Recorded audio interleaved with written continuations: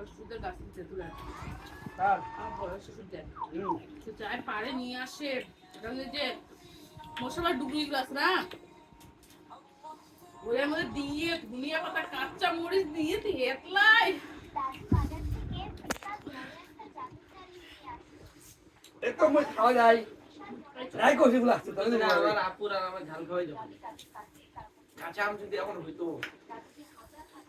চুরি করে আমি গাছের আমগুলো লাগাই দিই বাপরে মই খাই কথা নিচ্ছি ট্রাই কর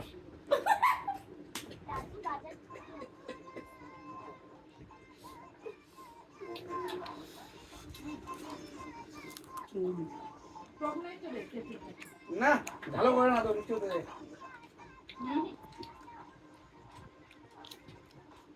আবার নষ্ট হবে আবার না না